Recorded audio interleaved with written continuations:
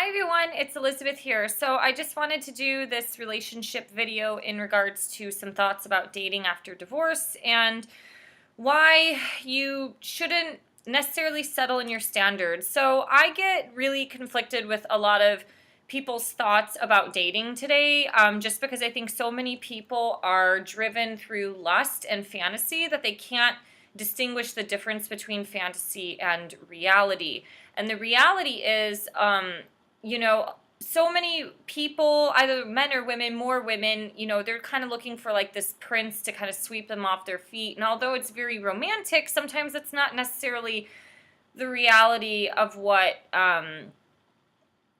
relationships are like. And so if you've gone through a divorce and if you've done the work, you know what it takes to maintain a healthy and happy relationship. Now, everybody's relationship, I guess, definition varies, just because obviously somebody who's monogamous is going to have a different viewpoint than, say, people who are in the polyamory community and things like that. So I guess where I'm going with this is that when you begin to date after divorce, it's almost like going to college again. But the thing is, you're not in college anymore. It's like you've advanced from that, and you have a certain level of standard that you had in your marriage. Obviously, the point for most people is to progress or to upgrade. And I'm not talking about that from a superficial standpoint. I'm talking about that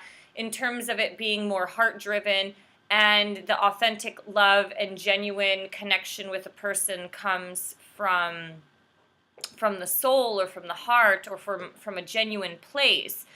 A lot of people tend to think of, this upgrade like you would upgrade a car. It's just within status or money or the superficial items. And I think that's a really detrimental path to go down.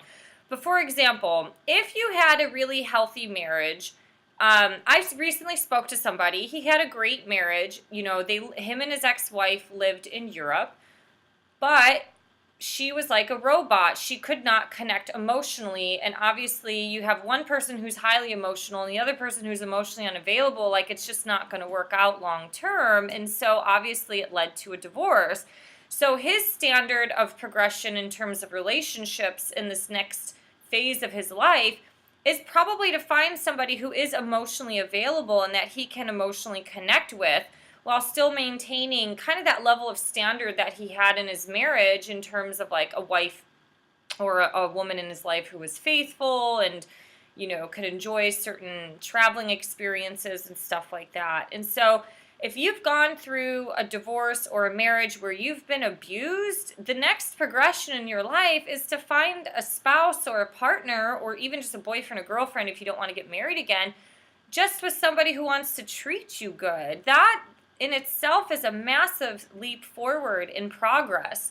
The one thing I will know is that within that first 6 months, as much as you might not feel like you're driven through emotion, you are a little bit driven through emotion in your choices. Like for me, it was not easy just to cut the cord of being a wife. Like it was really natural for me to want to nurture and care for a guy, or be like, oh, his diet's really horrible. Like, he needs a nice kale salad or something like that. So you can kind of tend to put yourself in positions where you start caring for people, especially those who are not reciprocal, or if it's maybe like a little more unrequited.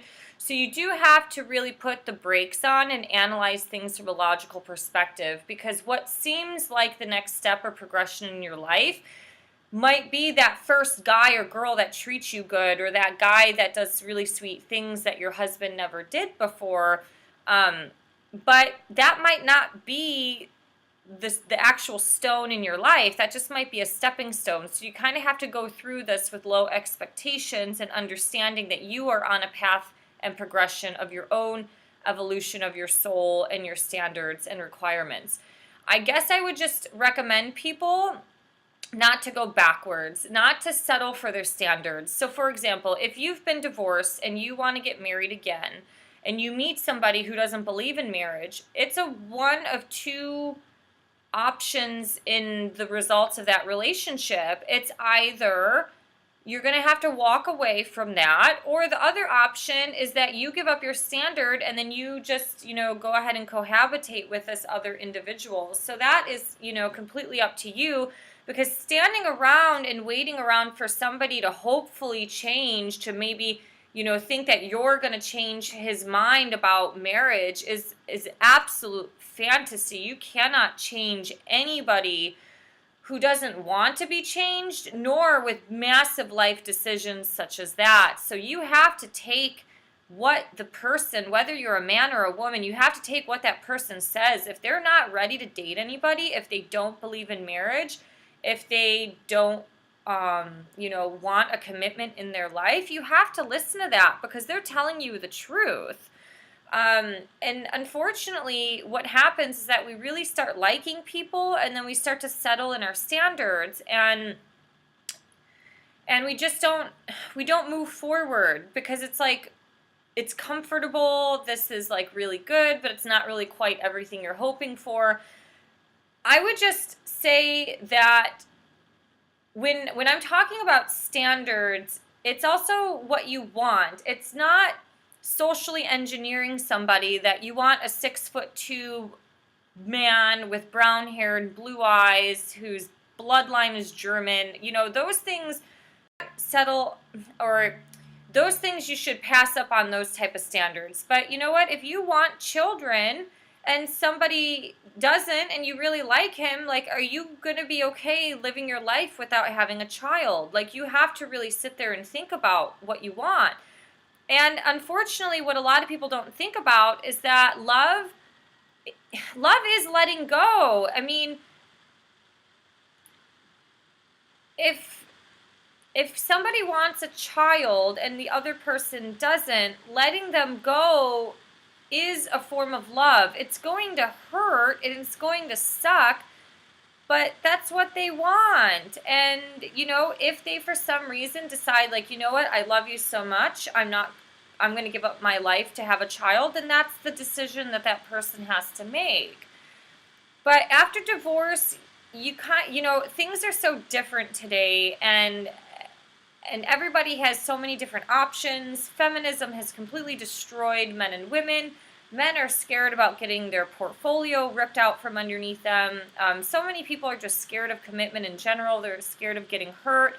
And it takes a lot to put yourself out there and to open yourself up and hope that, oh my God, this person kind of sticks around, because they might not.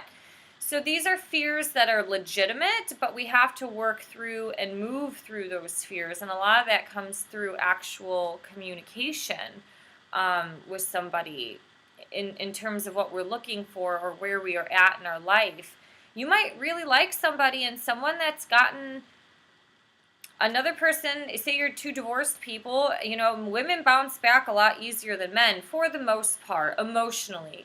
I think men sometimes tend to bounce back in life a lot quicker, just because their drive and ambition is a lot more than women.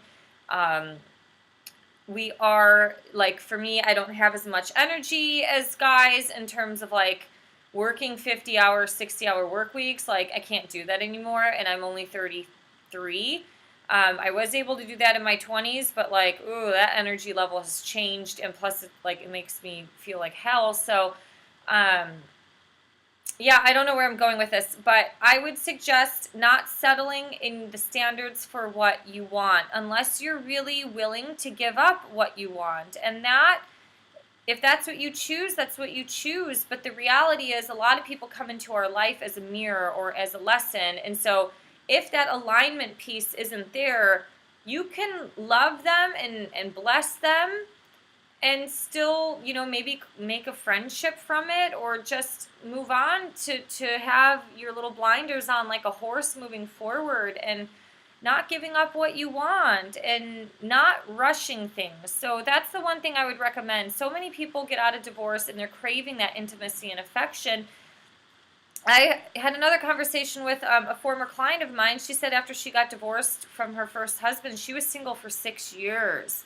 So, there is, the divine timing can be really quick or it can be really long. It just depends. I have another colleague who said she was celibate and basically kind of single for 17 years because she didn't, she was just waiting for God to send her the right person, and it took that long and that amount of time to be able to find that. And although most of us don't want to wait 17 years, especially if you want to have a family, it's a little bit different. But don't give up on what you want, and don't settle because of desperation or because it's comfortable or because you're feeling lonely. Those are feelings, and emotions that you have to work out on an individual person and be able to stand on your own 2 feet as an independent human being with sound mind, a sound body, sound emotions, whatever you believe in spiritually, and be able to find somebody who is connecting at your same vibrational level or the same wavelength. So yeah, anyways, these are some thoughts that I had. If you have any thoughts about this, feel free to share. I know people in the divorce community, they're always looking for advice and help from others, so the more we can help each other, the better. I think we can help each other heal from these horrible life experiences. So thank you for liking, sharing, and subscribing. Please subscribe below. You can also help me out on Patreon, and have a great day. See you guys later. Bye.